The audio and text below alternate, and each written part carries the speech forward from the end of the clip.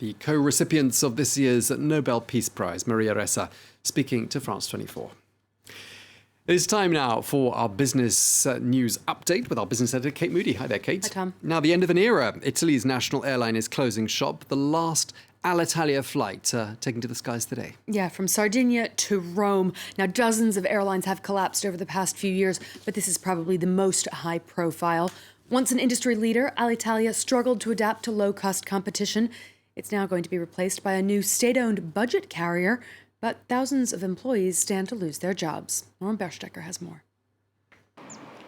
The end of the line for Alitalia. Italy's most emblematic airline had been on life support since 2017 and has cost Italian taxpayers more than 10 billion euros over the past 2 decades. After benefiting from multiple government bailouts, the COVID-19 pandemic proved the final blow to a company once seen as the country's pride and joy. It makes us very sad. Alitalia carried the Italian flag. It represented us throughout the world. Since its first plane took off in May 1947, Alitalia has transported over 1 billion passengers, including an array of Italian and American celebrities.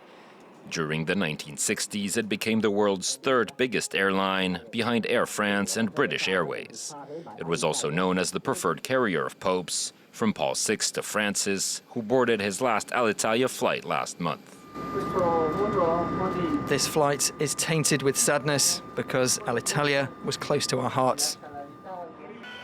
Hundreds of Alitalia employees took to the streets of Rome on Monday to protest the closing of the company, which is set to be absorbed by new low-cost carrier ITA. We want all 10,500 employees to be rehired, not just 2,800 as has been announced.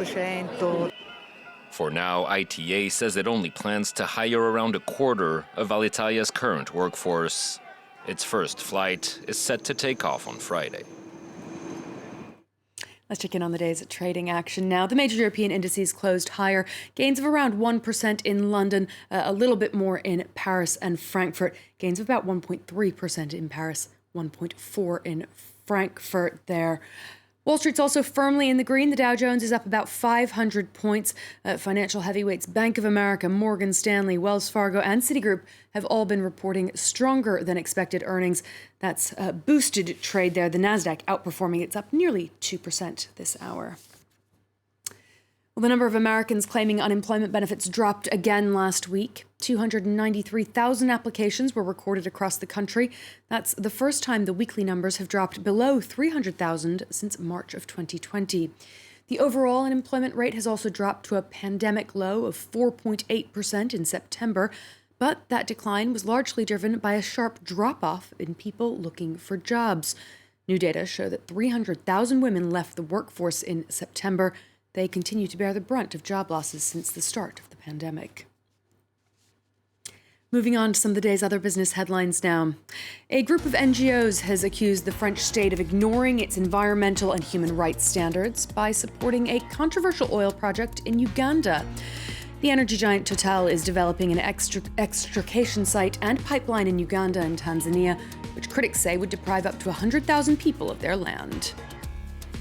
Europe's largest steelmaker is temporarily halting activity at some of its plants because of soaring energy costs.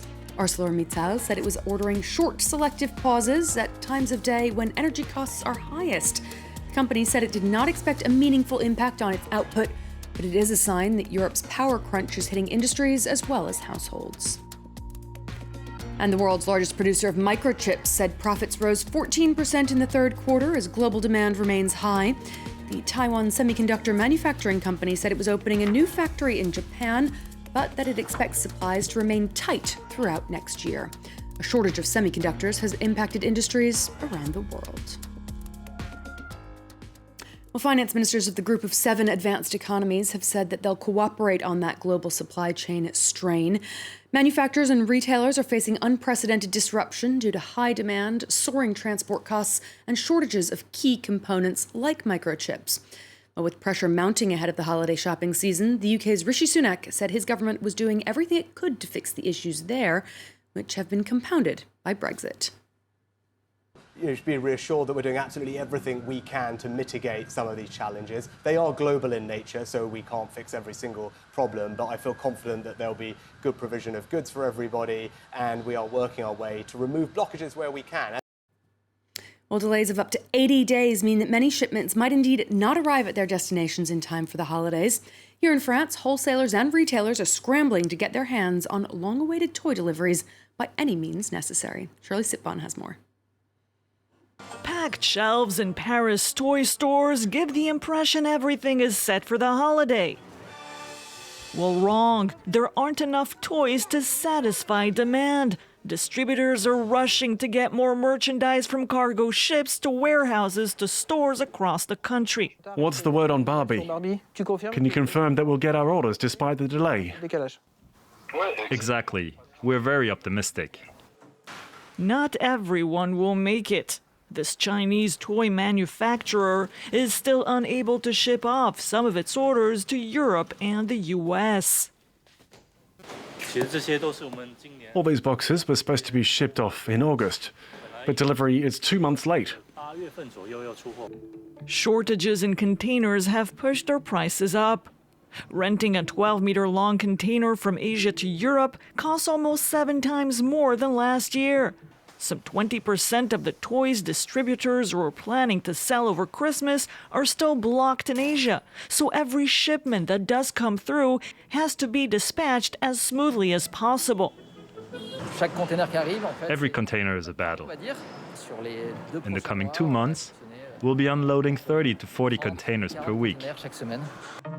Although prices are expected to rise, this toy chain believes the increase could be limited to about 3% compared to last year. Another reminder to get your shopping done early if you can, especially if you've got toys on your list. We're only October and we're already talking about getting our Christmas shopping done, or we've missed the boat by the sound of things. Well, it happens earlier and earlier. And actually, one expert that I spoke to for our weekly show, People and Profit, this week was saying that for stores, if their toys that they've ordered are still in a factory in China, there's just no way that they're going to get there in time to make it on the shelves in time for that holiday season. And you can watch more of that interview. It's on People and Profit. It's on our France 24 website now. Well, Kate, perhaps you're going to make your Christmas presents this year. Some knitting, I think, might some be. knitting, Yeah. some craft work Do you like Kate Moody. scarves, Tom? Thank you. Yes, they'll come in very useful. Thank you very much indeed, our business editor, and thank you in advance for my present. Kate Moody there. That's it from us. I'll be back in a couple of minutes with the top stories that go away.